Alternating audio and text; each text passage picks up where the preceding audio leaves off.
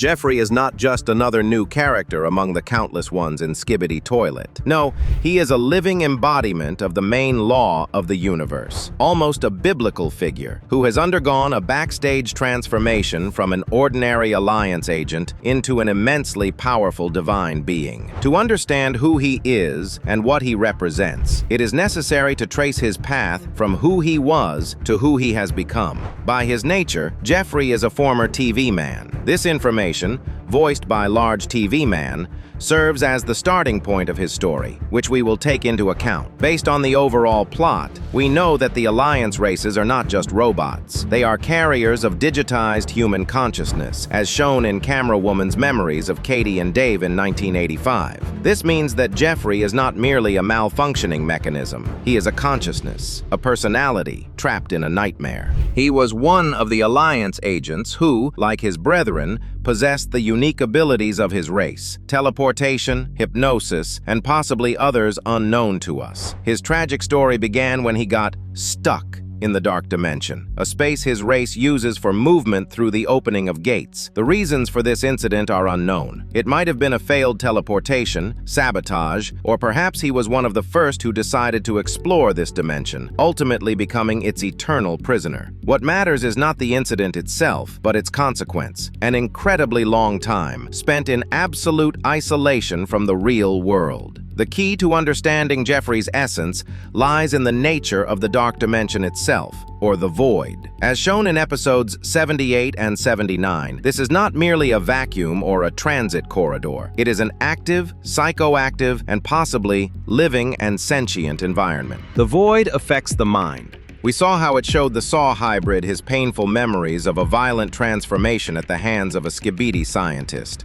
In such an environment, Jeffrey's mind could not endure. Constant loneliness, multiplied by endless, uncontrollable visions from the past, future, or alternate realities, led to the complete breakdown of his personality. He went insane, but this is not mere madness. It is a state in which his consciousness split apart and intertwined with the dimension itself. His former identity, loyalty to the Alliance, and memories of his past life were all erased or distorted beyond recognition. Having spent so long within the void, Jeffrey ceased to be just a subject inside it. He became an inseparable part of it. The dimension that was once his prison became his body. He did not simply learn to manipulate the laws of this place, he became that law. While ordinary TV men open portals and pass through the void for only a brief time, Jeffrey lives within it, breathes it, and commands it. This symbiotic connection is the source of his colossal power. He is no longer an ordinary TV man trapped within a dimension. He is the dimension itself,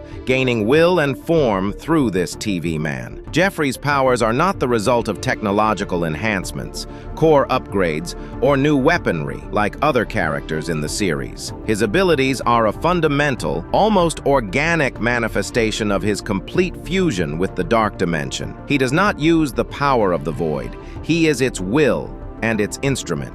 The mechanics of his abilities are the mechanics of the dimension itself, which he mastered during his years of imprisonment.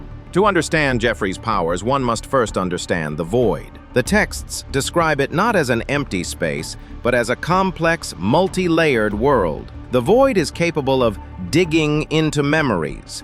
It projects images from the past, such as the transformation of the Saw hybrid I mentioned earlier. It also projects memories of the present or of imagined futures, affecting the psyche of anyone within it. This very feature was the cause of Jeffrey's madness, but over time he likely learned either to ignore these visions or even to control them, which is somewhat terrifying. In the void, the laws of reality are different. One can move at incredible speeds while standing still and manipulate matter and space in ways impossible in the real world. It was in this dimension that Jeffrey spent an incredibly long time. While other agents are merely temporary visitors, he became a permanent resident. This prolonged acclimatization allowed him not only to adapt, but to fully integrate into the fabric of this world, making his powers a natural extension of the Void's laws. Jeffrey's abilities can be divided into several key categories: those he has demonstrated or those clearly implied. His attack on the Watchman of Doom is the most striking example. He did not use technological weaponry. He struck with something black, which was not his physical limb in the usual sense, but most likely a concentrated, materialized fragment of the void itself. He can shape weapons of colossal size and power from the energy and matter of his dimension. If the assumption that it was his hand is correct, then he is capable of altering his physical form and size to titanic proportions, exceeding any known titan by dozens of times. Unlike others who need time and concentration to move, Jeffrey appears and disappears instantly, because he is already everywhere. He does not travel through the void. He manifests from it at the desired point. This gives him an absolute tactical advantage over any opponent within his domain. He effortlessly delivered a devastating blow to the Watchman of Doom and his followers, which indicates his ability to create localized ruptures, shockwaves, or gravitational anomalies within his dimension. Although he has not yet used it in battle, his deep understanding of the psychoactive nature of the void gives him the potential ability to attack not only the bodies, but also the minds of his enemies. Essentially, it is highly likely that he can inflict nightmare visions, drive his foes insane, and force them to relive their worst fears and traumas, just as we saw with the hybrid, when the void affected him in exactly this way. His own madness is not a weakness, but rather proof that he survived this process, and now, perhaps, can direct it at others. While speakermen can only sense anomalies like transmitters, Jeffrey possesses absolute awareness of everything happening within his dimension. He is a living surveillance system. He instantly knew about the intrusion and the conflict unfolding within his domain. No beacon or tracking device can escape his attention. The main vulnerability of TV men and astro toilets within the void is the need to maintain the gates, which prevents them from fully engaging in battle. Jeffrey is free from this limitation.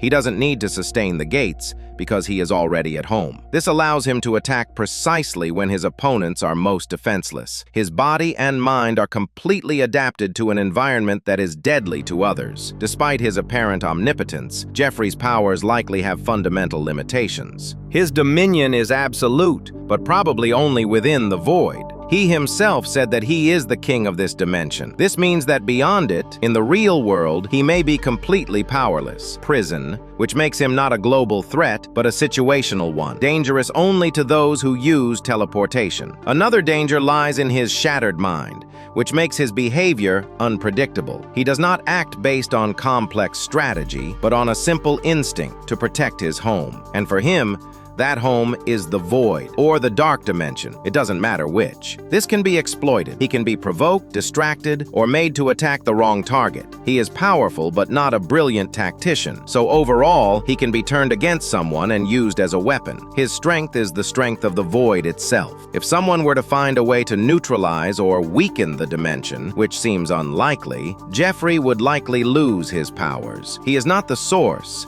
but the conduit. The physical embodiment of Jeffrey is perhaps one of the most masterfully executed horror elements in the skibidi toilet universe. His true form remains a mystery that makes his image genuinely terrifying. We never see him fully, and that deliberate directorial choice forces the viewer to imagine something beyond comprehension. Unlike the Titans, whose design and size are shown in full glory, Jeffrey remains off-screen. We only see the consequences of his actions. This is a classic technique that enhances suspense and amplifies the sense of his power. He doesn't need to be shown completely to prove his strength. It's enough to demonstrate how he effortlessly and disdainfully destroys one of the strongest and largest beings in the series, the Watchman of Doom. His physical presence feels more like the presence of a natural force rather than a specific opponent. The only visible limb of Jeffrey's body is the one with which he struck. The object was completely black, without textures, reflections, or details. This indicates that his body is not made of metal or any familiar material. Most likely, it is a condensed mass of the void itself, which he shaped into solid form. His physical body is materialized energy and space from his own dimension. He is a living shadow, flesh of the flesh of his world. And this is where the most shocking aspect of his physical form lies. The attacking arm was comparable in size to 3 Titan TV men. The Titans are the pinnacle of the Alliance's engineering, giants towering above cityscapes. Yet even a single limb of Jeffrey's surpasses them in mass and scale several times over. If we assume that this arm is part of a proportionally humanoid body, then his full height, according to sources, exceeds that of a Titan TV man by roughly 20 times. That's absolutely insane, almost impossible to imagine. If a Titan is a skyscraper, then Jeffrey is a mountain towering above it. He represents not merely a larger form, but an entirely different order of being, where Titans appear as ordinary agents. Since his body is a manifestation of the void, it is not bound by the physical laws of the real world. The void is a dimension where space and matter are malleable. This means that Jeffrey can likely alter his size and shape at will. He can be as enormous as we've seen, shrink to the size of a normal TV man, or assume an entirely different,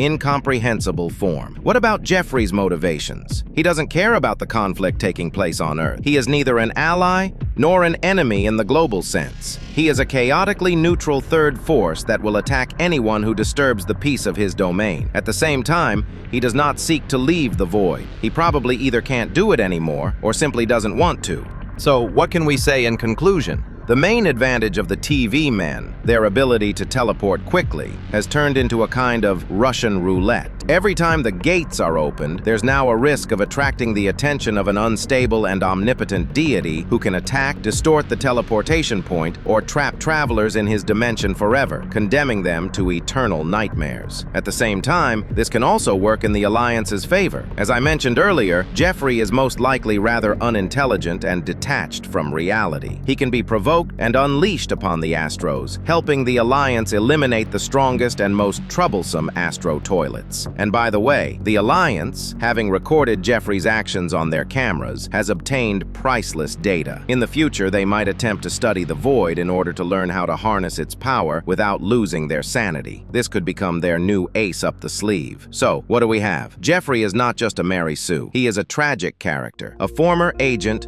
consumed and reborn by a hostile dimension. He became its avatar, a colossal guardian whose power comes not from technology or a core, but from the very fabric of an alternate reality. There exist threats far beyond the simple confrontation between the agents and the skibidi